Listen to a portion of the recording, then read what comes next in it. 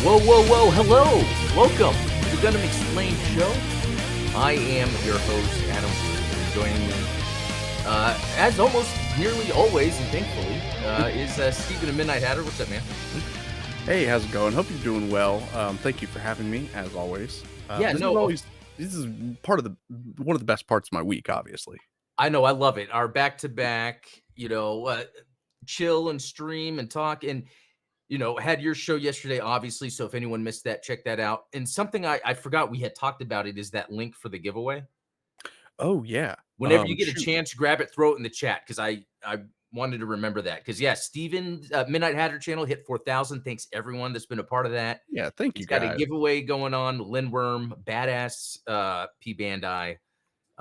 We'll have that link up here shortly where you can enter to win that. So yeah, let me get that rolling for you while we go through the normal housekeeping, show intro stuff. Yeah, exactly. The little warm-up banter. Oh yeah, that's right. And Zionic Shadow, shout out. I've got the shirt on actually. Also, it's a nice quality shirt. And yeah, they're doing a giveaway. Check out his links. Actually, the links in the description for this actually is links to see New York. Zionic Shadow. They're doing a giveaway also. Well, cool. Yeah, good to see everyone. Yeah, yesterday your show, a lot of fun. We kind of dived into some P Bandai and then talked about whatever. Had the the giveaway or talk about because of your subscriber count going on, so that's really cool. And the other thing I always like to do at the beginning is sort of like talk about anything Gundam related we got into this week. And I'll start real quick because I don't know how much you have, and sometimes I put you on the spot with this, and I might need your help. Oh, actually, speaking of help, I'm about to show you guys something, but first, there's a game we're gonna play today. I'm very excited about this. In case you guys don't know, this is a surprise to me as well. Adam and I have not talked about this prior. Yeah, so I just came up with this. Although, man, I keep getting distracted by awesome content. Simply New Type is in the house. No, this is an X-Men podcast now. Almost. I have to hold myself back. There we go. It's almost an X-Men podcast. Oh my gosh. I'm going to turn it into an X-Men podcast. No, that's funny. But no, here's something real cool for all those that are listening right now and at your keyboard or your keys. Type in a name of a Gundam show or series or movie. The first one that's up is going to be what I type in here. So I know there's like a little delay on that. So this is what we're going to do. Steven, throughout the course of this episode, 5 times I'm going to ask people just name drop a random show. Okay, 8th MS Team. That was the first one. Thank you. Yeah, I see it. And the idea here is ranking 1 to 5. Where do you put 8th MS Team? Only knowing one thing we're voting on now. Oh, interesting. Yeah, so I'm going to type that in here. And I'm going to put 3. Yeah, I would probably say I'm going to do 4. Good one. I was debating that. That's good. Okay, so what will happen is after the next subject, I will ask for you guys to post another random show, and then we'll just keep going and see where we get to at the end. Well, that number 1 spot is always going to be empty for me. I know what you mean. I feel like the prank is going to be that like the last thing is going to be, I don't know, G Gundam or something, which if you guys know me, you know that I'm not a huge G Gundam fan. It's going to be like, well, I guess that's number 1, just de facto. I know, that's what could be fun about this. Anyway, I thought that'd be this is a fun exercise. Yeah, no, that's so I will, and if I happen to not bring it up again, you guys can remind me. But no, to head back real quick. So there's this place near my house called Retro Madness. I think I've talked about it before. They have like old school, retro action figures and video games, and that's where I went when I was rebuying Star Wars stuff, like 5 years ago or whatever. And I got my first robot spirits there. They had the gun cannon, strange enough. And that's when I was first getting into Gundam. And since then, they've sometimes have built kits. Like I got an F91. It's sometimes when it's a kit, I don't really care to build, but they have it. I'll grab it. Yeah. I also got the Victory SNES, Victory Gundam SNES video game in box Nice. manual, you know. But when I Awesome. went there this past weekend, they had this little camphor. Now, I Ooh, don't know what this is from because it is detailed. It is missing one of the Sturmfaust grenade things. happens. That happens. Yeah. I think I saw a date of 2001 on the back, and it is we've talked about this before, Steven. It's more of that bendier type of plastic. It's fully articulated, but it's a So soft plastic. so it's probably one of those, like, MSIA, the Mobile Suit in Action figures. Oh, Um, okay. which Okay, very like, our yeah. mutual supporter and friend, King Dylan, I sent him, like, a little care package of, basically all of the MSIA figures that I had from when my little brother and I used to play action figures together, and, that line is fantastic. Well, yeah, if Um that's what this is, I am shocked because my first thought was, "Oh, it's just one of those HCM Pros," and then when I held Yeah. it, I was like, "No, but it's still good." It is they are very, very well detailed, and I remember, like, even some of the battle damaged series, I think they Oh. called them battle scarred, for the MSIA figures.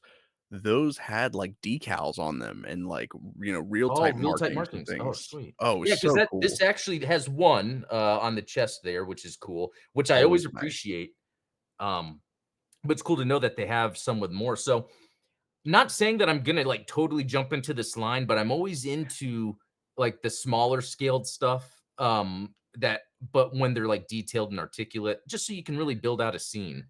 Now you said that they also at this store carry some built kits. Yeah. Like, what do you think is the market for pre-built model kits? Because I've seen some crazy stuff online, you Yeah. know.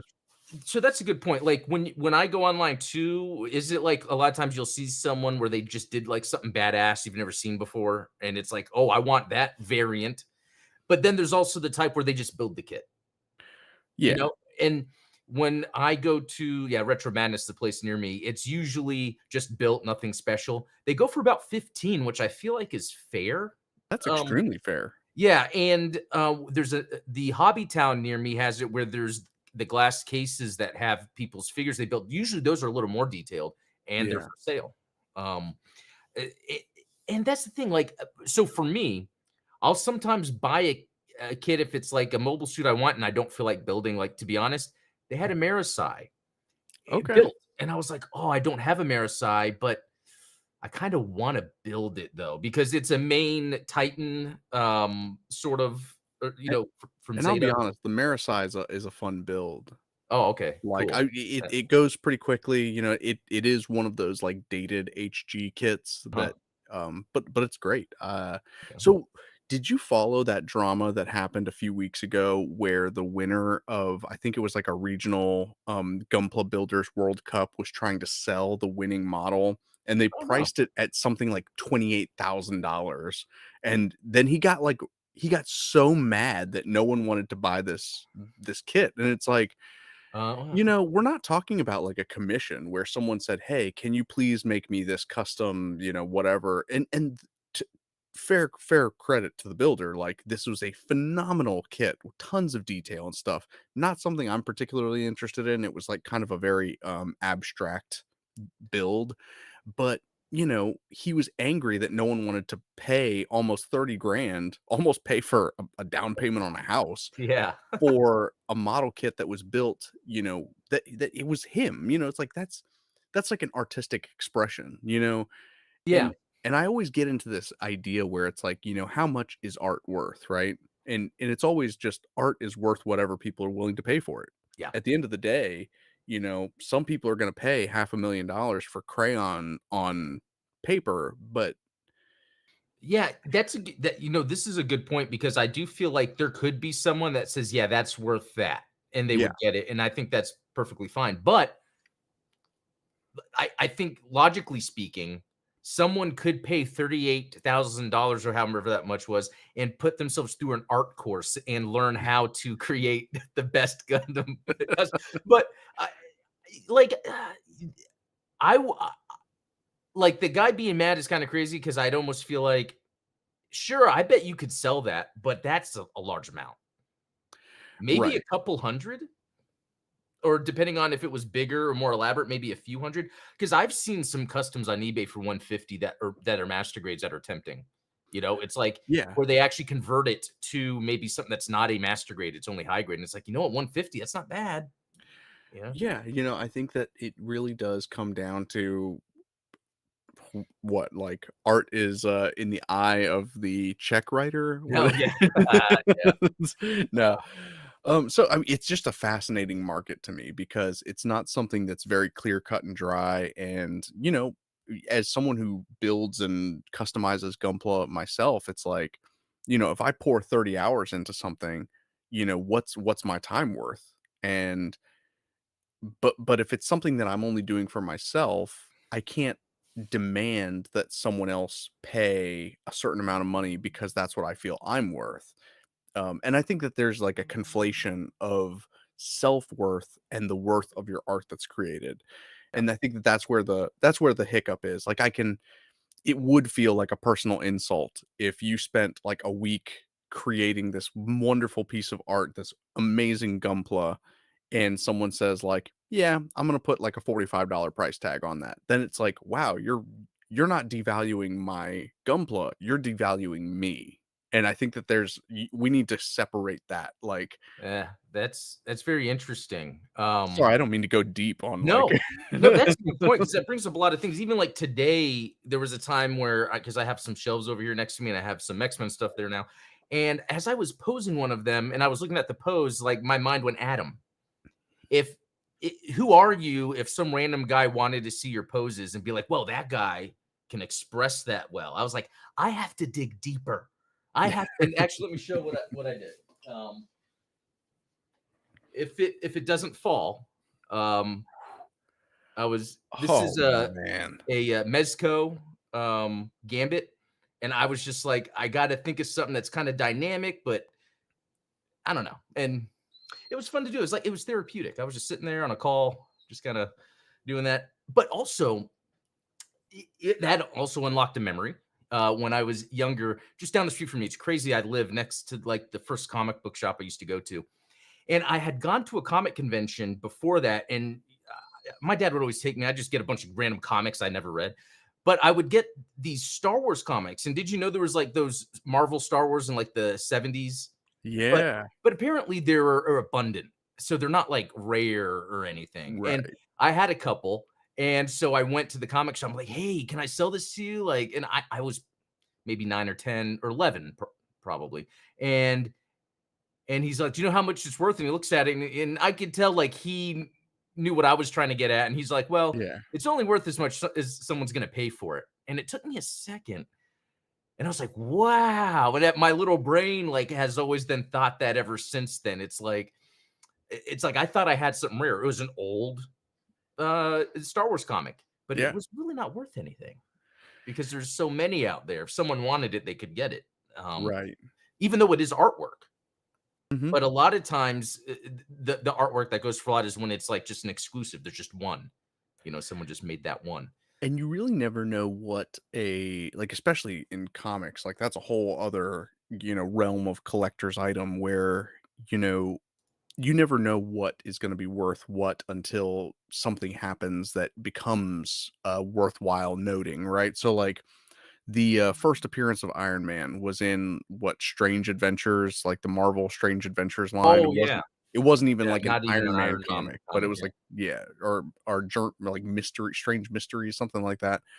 So I remember the local comic shop that I used to go to, Velocity Comics. They had a first like that edition of that comic.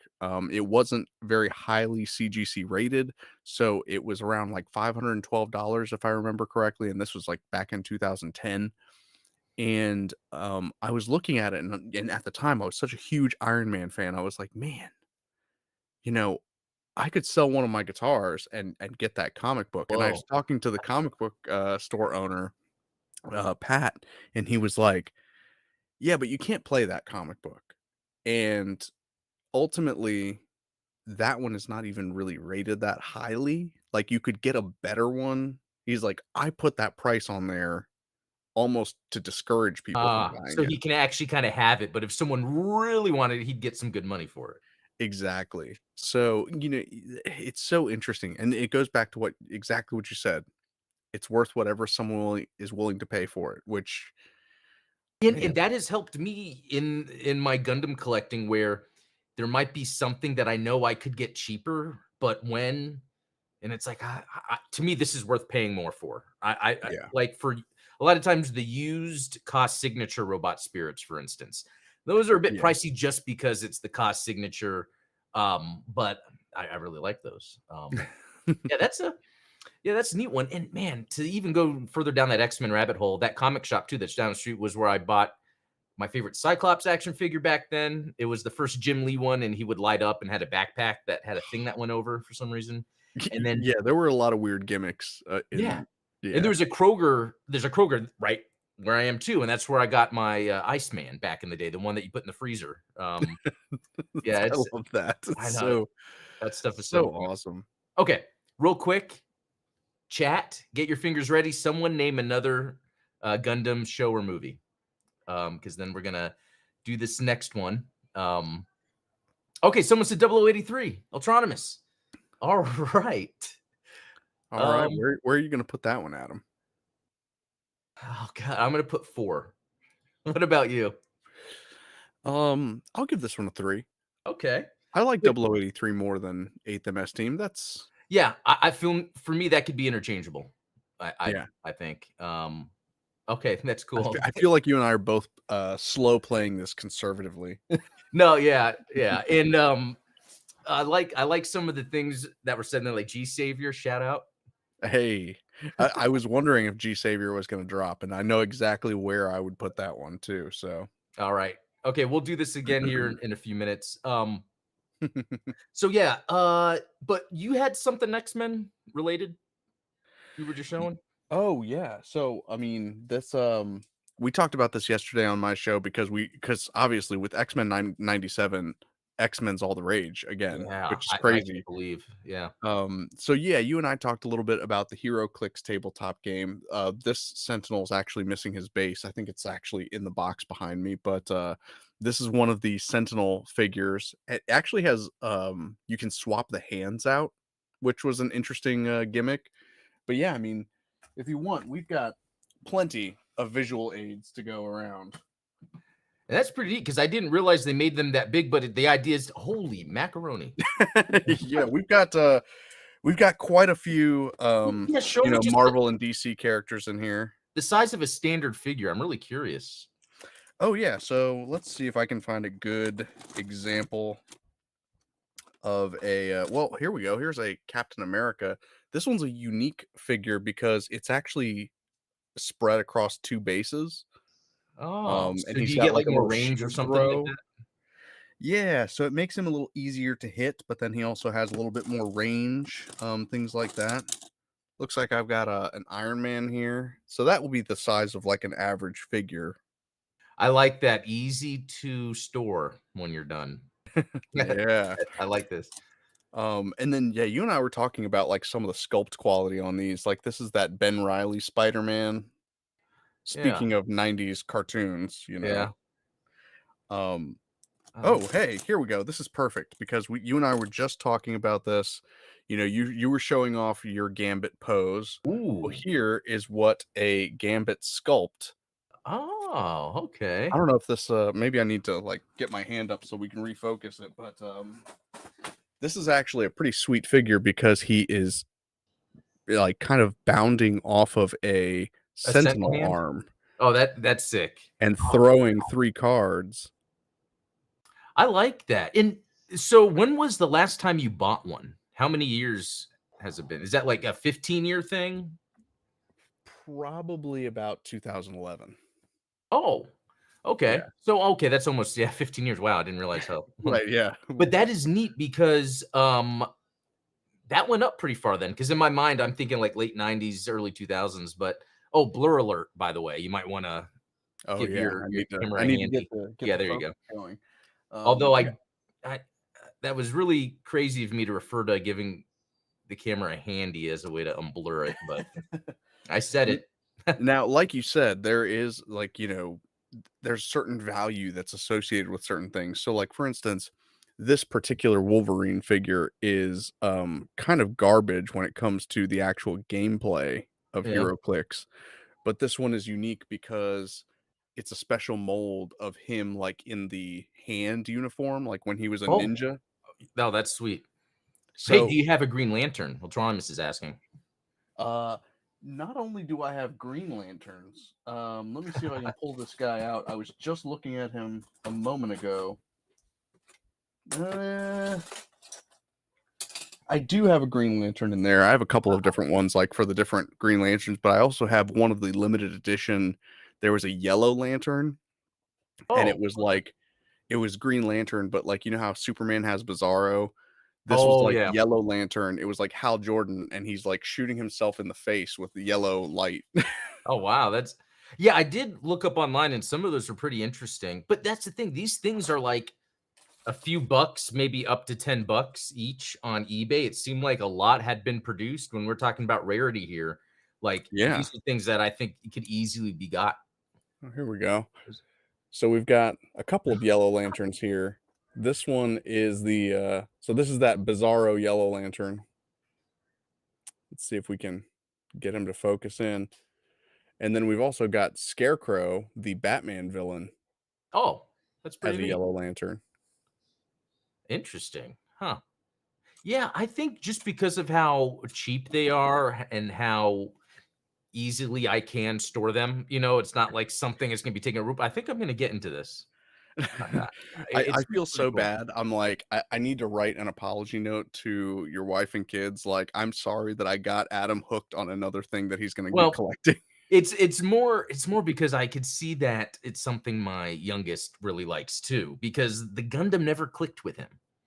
But X-Men, X-Men is clicking with him, and I yeah. think that's really cool. So yeah. Well, cool. Yeah, that's awesome. I'm glad you showed that off. And I'm gonna do this real quick again. If someone can name another show or movie, and then I'm gonna type that in. Oh wait, I forgot. I gotta put 0083.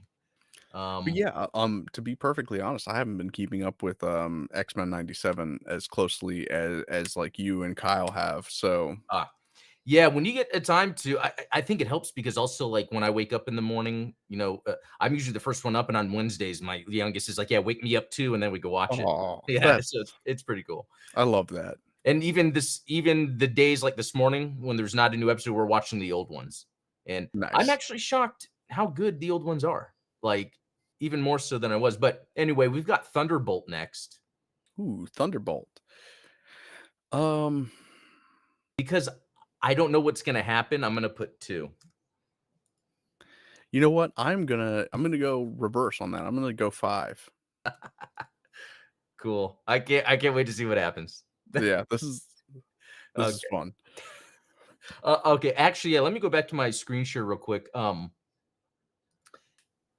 Speaking of like these, plastic action figures, we got the MSIA. That Gundam Universe line is not bad. No, Um, it's not. yeah, I don't know if like I don't know. Tell me in the chat if you guys collect these at all. I have inadvertently, like when it's like, oh, I should check this out for the channel, but then like, oh, the Sazabi's on clearance for $11. Yeah, might as well. Um, Right? or yeah, when I'm at Ross and I see an Easy 8, and it's like, when do you see an Easy 8 at Ross in whatever form it may be? Even if it was a body pillow, I would get an Easy 8. I mean, no, tell me honestly, if you went to Ross and you saw an Easy 8 body pillow for $5, wouldn't you buy it? Oh, yeah, 100%. It just seems like, yeah, one of those It's things. like it's like a no-brainer. Um, Uh, and so this line's pretty cool. I have a bunch, although they're actually in storage. But like sometimes I look back and appreciate them. They are more of the Marvel Legends, when it comes to like the Gundam action figures, because Robot Spirit's the high end, and these, cheaper Gundam Universe are plasticky. Um, yeah, so they just announced what they're going to be coming out with for the fall. Obviously, I'm looking at UC stuff, but curious what outside of UC. of course. Strike Freedom Gundam Type 2. So this makes it, the gold version, which I guess was that like at the end of Seed? Because I forget. Like, I think so. okay. If not Seed, then Seed Destiny. And was it called a Type 2 also? Or are they calling it for this? That I don't know. I don't remember a Type 2 in the name of it. I think that that's probably just like a delineation for the toy. Okay. Yeah, that's what I was wondering. And Neon Wave is saying see Destiny, so thank you. Yeah, Oh yeah, Ultronimus is confirming that. Thanks, guys. So yeah, that's what's interesting. When I saw the Type 2, I didn't know if that was the toy like delineation or yeah, I've never heard it in the name though. So yeah. okay. And we That's had that same conversation back when I built that, I don't know, you can probably see it just barely out of screen on the shelf there, that, Geno Breaker repackaged version. You know, I was like, "Repackaged version, oh is that yeah. like something?" I don't remember that from the show, Oh and that was like that was specific to the toy. It was like, yeah. okay, or the model kit, I should say. It was like that model kit is the repackaged version of the And so that's what's interesting. I'm wondering if that means that this Type 2 maybe they have enhanced some engineering because I'm always interested with like when it comes to a line of figures how they evolve and enhance some engineering. definitely. Let's see. Wait, something says complete with display stages. Oh, Interesting. so maybe that's what it is. Maybe they're re-release. So here's the other one. It's the Gundam Barbados Lupus. Mhm. Let's see, and Not a lot of accessories with that compared to the, Strike yeah, Freedom. Yeah. yeah, but I think that's how they kind of were, right? From IBO, they were just like Yeah. big. And I still need to finish that. Oh my gosh, who am I doing this show? Uh, here's another one. The Gundam Astray Red Frame. Now this is just badass, regardless of what it's from. Just a Gundam looking like this, completely badass. Um, That's, one of the things about, like, the Ashtray, like, all of that stuff is, like, it does feel closer to UC, the designs, than it does Seed. Yeah. Yeah, I agree. And because that was one thing that's very you don't know if you don't know, but like the Gundam designs are very, Japanese aesthetic, the cultural like history, samurai and stuff. And I've Yeah. always been into samurai, so that was something, when I was getting into Gundam, I'm seeing, oh, this very culturally Japanese influence. So we see the samurai stuff, and this one does it for Now, sure. this is an interesting one because I think I saw when you were scrolling there that it in the accessories comes with a sheathed sword and then an unsheathed sword. So it's not even like that it comes with a sheath and a sword that you can put in. It's like Oh it's yeah. Yeah, sheath which is state and sword state. I like how it's the state of the yeah, we have a state machine. and that is pretty cool. Like, or is it? Because wouldn't I want an empty sheath on the figure as it's holding its sword? They effed up. Yeah, yeah, I was They gonna effed up. say. Petition.org. I gotta not. Shut it Um, down. no, that was about it. But yeah, yeah, so nothing you see, but I think it's cool that they continue to come out with these. I feel like the next step is they almost did it with the Sazabi because it was bigger, but to have like what's some big like not necessarily a play set, but something that could be part of a thing like the Opsilus, I think would be a great idea. Yeah, Um, that's a great option. you know, I'm always disappointed though sometimes with the Gundam Universe figures at like the selection of accessories that come with them. So like oh for yeah, instance, yeah. I have the new Gundam, and I don't think that the new Gundam came with its beam rifle. I think Mhm. it only came No, with the fin funnels and a beam yeah, saber. yeah, they're all like that. That's true. So yeah, that's the thing too, because you'll compare that to like maybe an entry grade you might see, and an entry grade it like doesn't have everything, and there's Yeah, that kind of I guess expectation we have where it like needs to have certain accessories. And I think they did that with the RX-78 too. They had like an entry version and then another version that had the extra accessories, or that was yeah. a high grade maybe. I Well, they have like it's like an add-on pack for the entry uh, grade that just comes with the weapons. yeah. Um, But so yeah, the Gundam universe, like I wonder I'm actually surprised this line keeps going. Does it sell? Does Bandai plan their things like we will support something for a certain period of time no matter what? or because like I feel like they could come out with additional stuff to kind of support this kind of play style, whether it's like hangers or damaged like battle scene stuff. Yeah. I- So like now I'm curious about this price though. Like, so September 2024 collection is priced at 3,300 yen each, which I guess is roughly $33. Like, yeah. So it's a napkin math, little more than the standard, and I wonder if it's because of this whole thing about display display stages. stages, which yeah is Yeah. new. Um, Because typically they're much less expensive than that. yeah, yeah, they're like 25 maybe at the most, or if you get like uh, um, the bigger ones, the deluxe, like the Sazabi, that was like 30 something. Yeah. Um, so yeah, Interesting. it'll be yeah, interesting to see. Um, okay.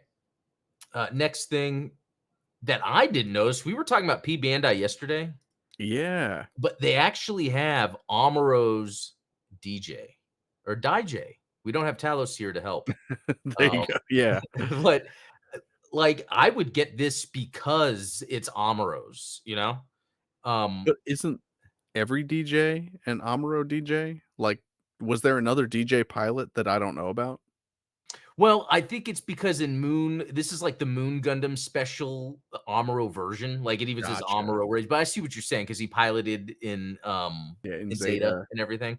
Um, but I just love when there's these Amuro customs Yeah, and that's always cool. it has a little bit of that Moon aesthetic to it, just slightly. You know how there's that slight redesign. Yeah.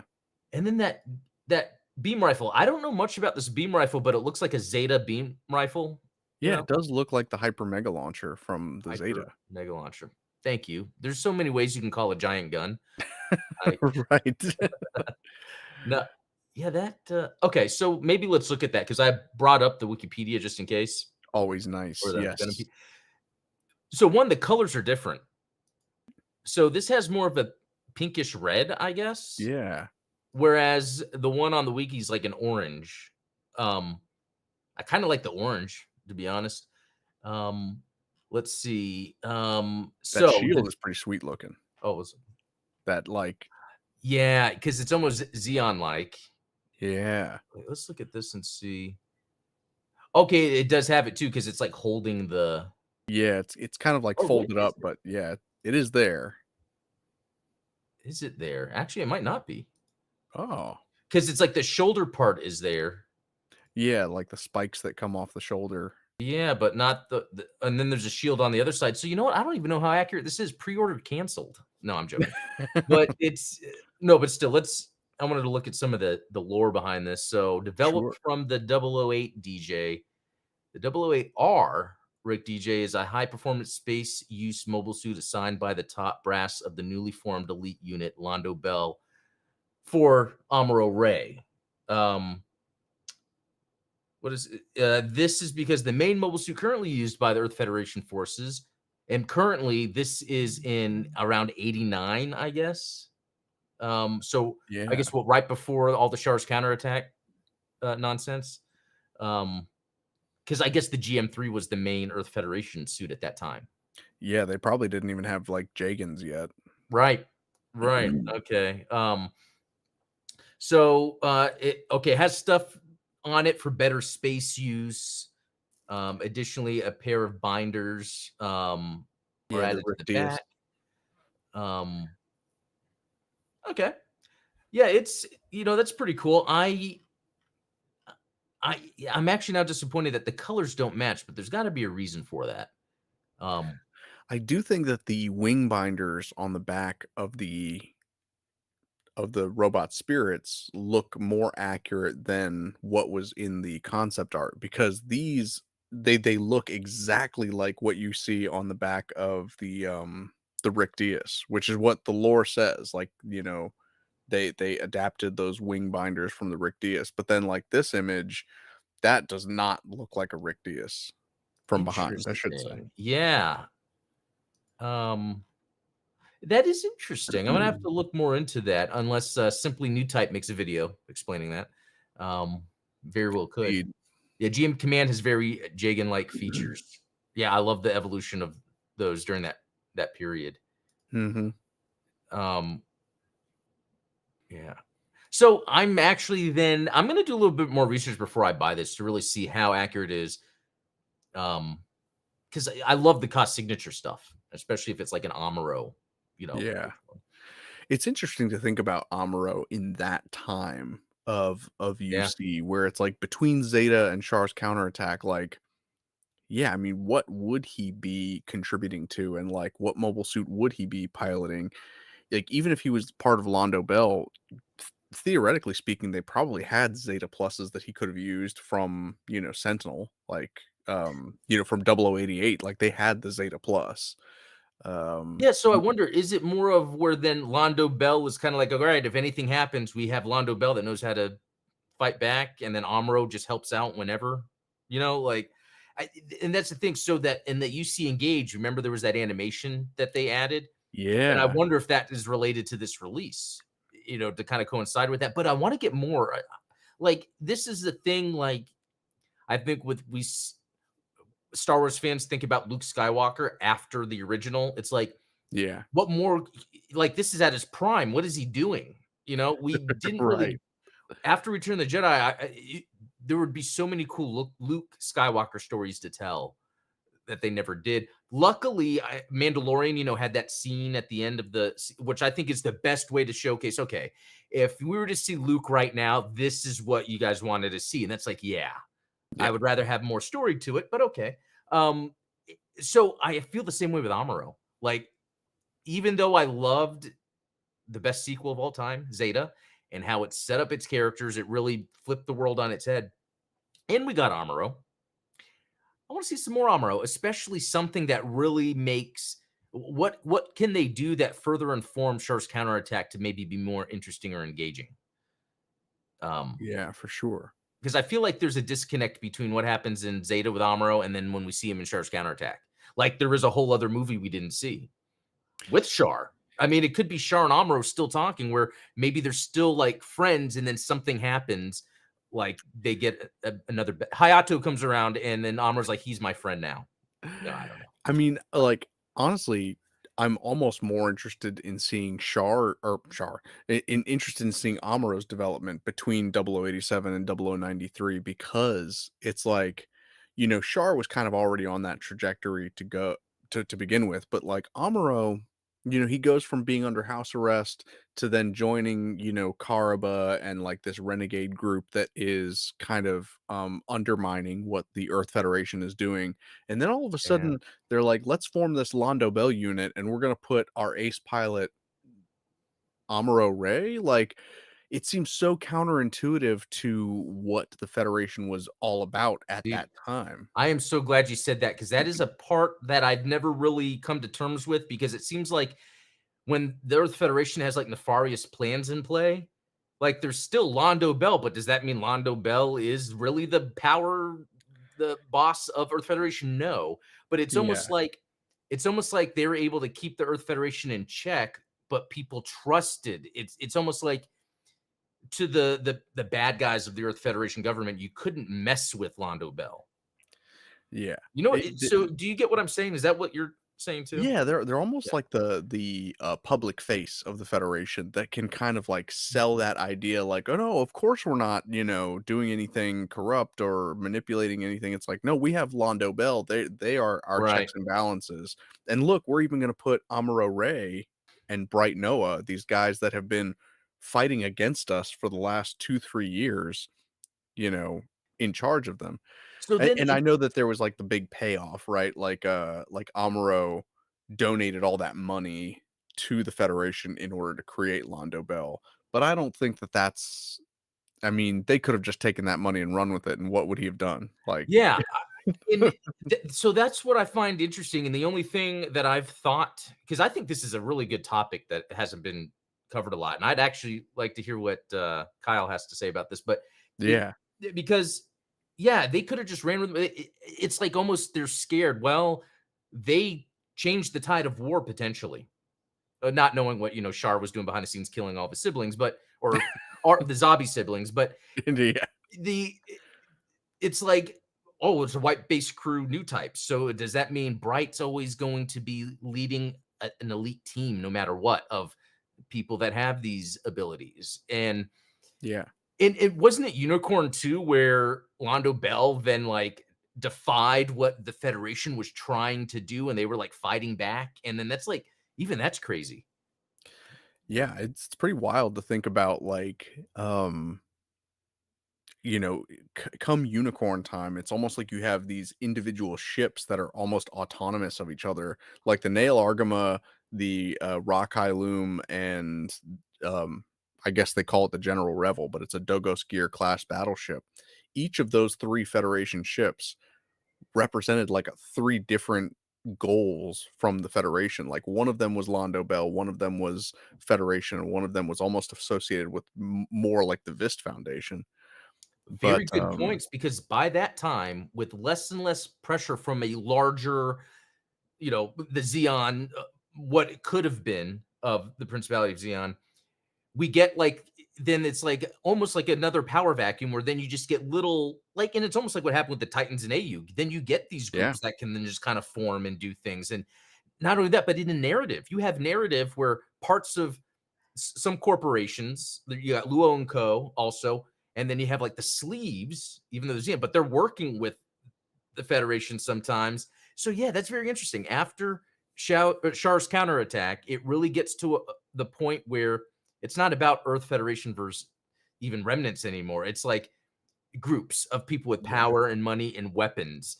And yeah, that's a very interesting concept. I never thought And I'm about. glad that you brought up UC Engage because, there's so many sort of bombs that UC Engage has dropped on us that just never get explained away, like the Glemmy clones. You Yeah, know, exactly. during Moon Gundam, is Amuro out there hunting down all of these clones of Glemmy Toto? And Yeah, 'cause I know. any single one of them could have posed a massive threat to any kind of Xeon, autonomy. Like any kind of restoration of the Republic of Xeon would have been undermined by any one of those Glemmy clones. Well, even Char himself might Yeah, want to hunt down the Glemmy clones. Like, what if there's like, I feel like he would be willing to do that because it's almost like he doesn't want that part of, especially if it's Girin's clone, he doesn't want that part of, the Xeon to kind of emerge and be the main powerful force. That's yeah. interesting. There's a lot more that could be dived into and talked about that hasn't been. But yeah, yeah. Anyway, real quick, if anyone wants to post another show or movie in Hey, the there you chat go. for the next one, this is going to be the fourth one. Um, SD Gundam's Brave. Oh my god. I um, love it. yeah. Three Kingdoms. Wait a minute. So yeah, I guess I'm going to put that at 5. You know what? Because I'm such a huge Dynasty Warriors fan and I love the Three Kingdoms era, I'm gonna call this one. Like, I can't tell you how many, like, weird fanfics I've come up with around, like, Liu Bei and Cao Cao and, like, Sun Ce and those man, I'm sure you should share them. Share them on your Discord. there we That go. was good. Someone had that control V at the ready, and I appreciate That that. was awesome, yeah. Okay, that's pretty cool. Um, let's see. Um, oh, and then we see Alter late. As As oh no, I'm always. joking. But he was saying, if I recall correctly, Azizi's production notes say Glemmy is Garen's test tube baby. Yeah. So that was that, and I think it was an older video or maybe even stream where we looked at some of those notes and they talked about that, although they never fully said it in the show. There was that scene when they were in Dakar or they were in Africa, Yeah. and he was talking to one of his dudes, and they made that mention. Yeah, like, the blue team, I think that the blue team really hyped up Glemmy on his, like, you know hey, you actually are the heir to Xeon type thing. And it makes me wonder because I always say this when it comes to like storytelling is everyone kind of assumes that when someone says something in a story that it's fact, like it's canon, but like they could be lying or they could be wrong. And I wonder if like the blue team, being these remnants on these Xeon remnants living on Earth felt like they were abandoned by like Haman and Yeah. Axis Xeon.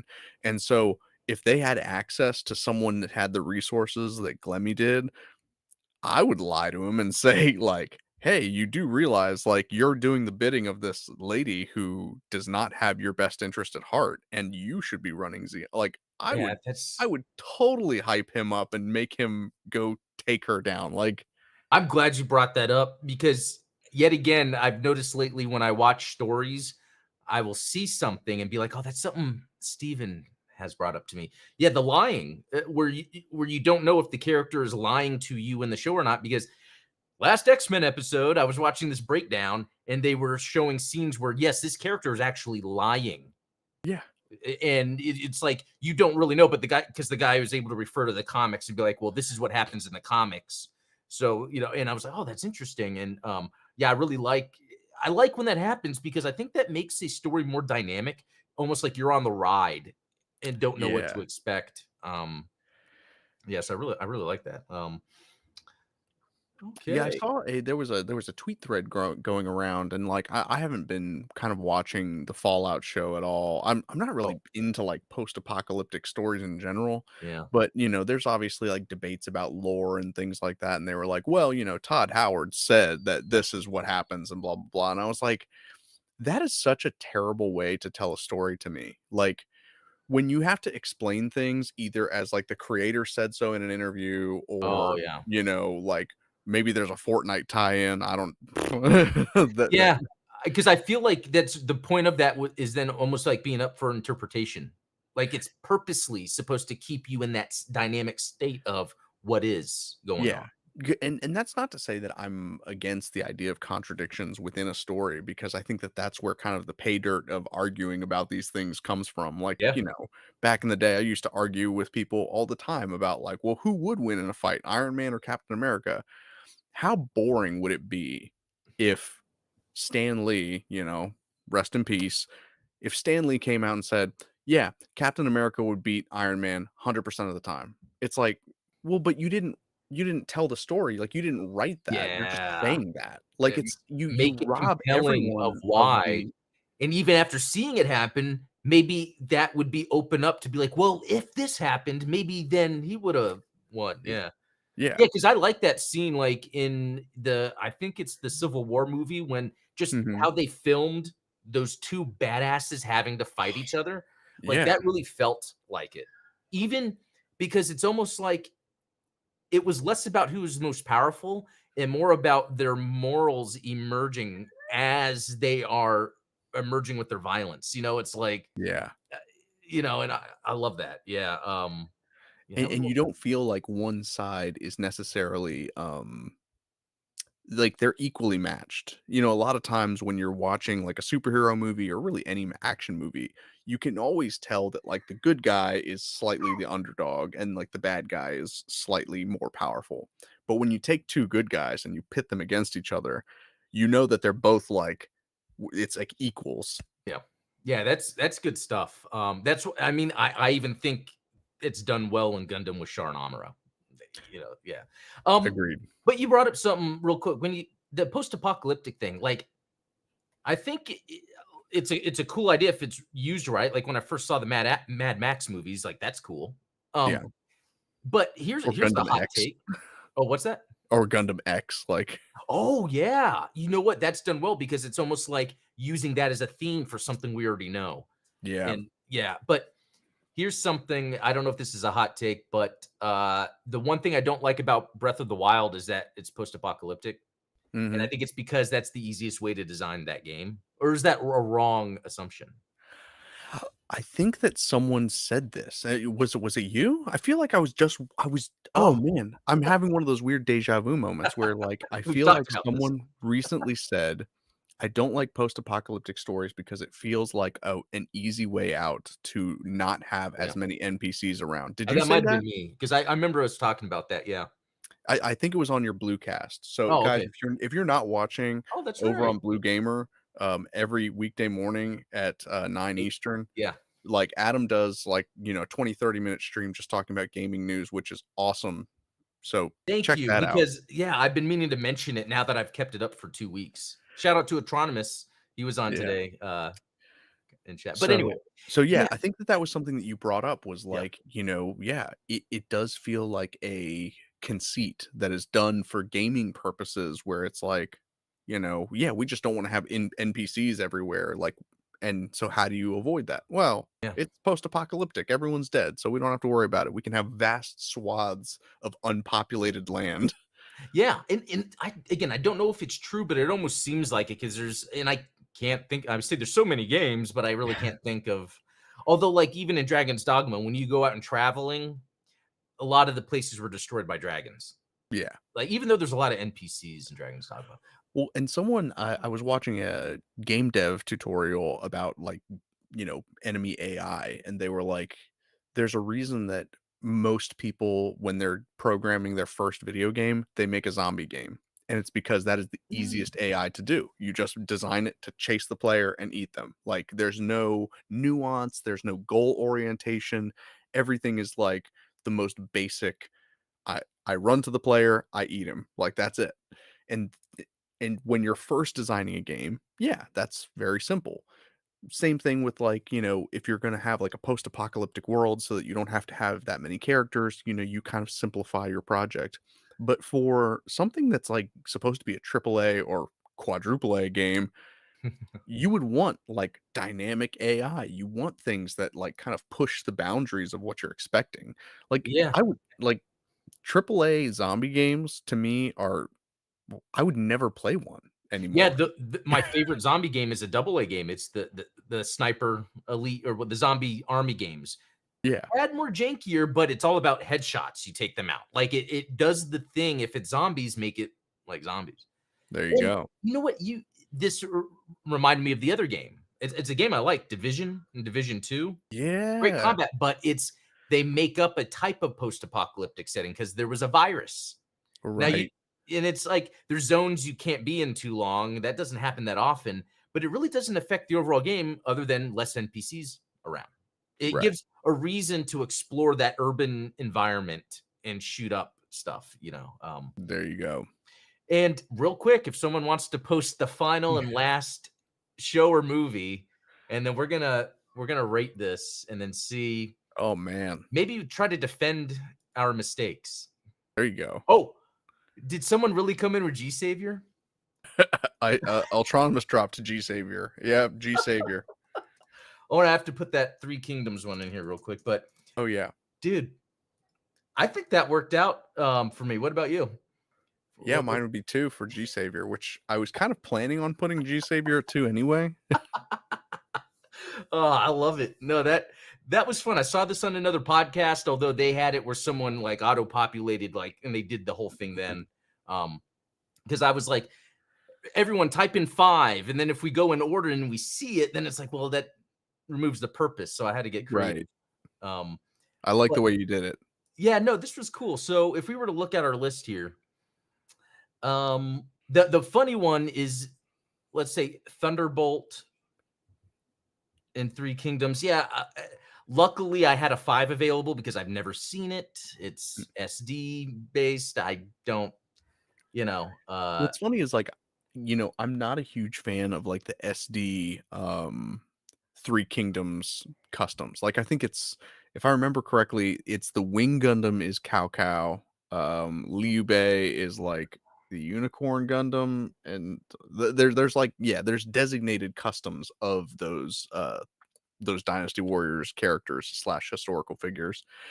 But I've always wanted to make my own like high grade versions of those where it's like maybe I take the oh. GPO3 and turn that into Liu Bei or like, So I you would use some of the stylings that are used to make it look like that character, yeah, but with the proportions. But maybe make it look grounded, and it's like the Lube custom or something. yeah. That's actually a pretty neat idea. Yeah. Well, cool. that was today's episode. That was a lot of fun. There wasn't too much Gundam news going on, so I was like, let's just do this random game I found in the middle of the show. Just I thought that was fun. I mean, there was a lot of fun stuff to talk about, so Yeah, there this was a was. good It one. always ends up being like that. We got great people in chat, so thanks for everyone in the chat. Also, there was that link, that Steven shared. If you can't find the link, maybe go to the Discord, Steven's Discord. Check out his channel. It's in the description. But yeah, that Lindworm, awesome giveaway to get. So Yeah. check that out. Anything else, Steven? No, that's about it. I do have a, special video. Actually, I think I've got 2 videos dropping tomorrow. I totally scheduled that wrong. Like, I'm an Oh, idiot, but, they're oh. already scheduled, so what am I gonna do? So yeah. Go in and reschedule. No, I'm joking. No, no. We're going to reward everyone for this, 4,000 Oh, sub that's thing. So I've cool. got 2 videos coming out tomorrow. One is on, some Gunpla stuff, just a quick Gunpla tip, and the other is a, update on Gundam 5e. So, Sweet. Oh, something to look forward to tomorrow. So that's yeah, awesome. keep you guys Well, entertained. yeah, that's awesome. So yeah, thanks everyone. Thanks, Steven. Everyone have a good day, good weekend. We'll see you next time. Peace out. Cheers.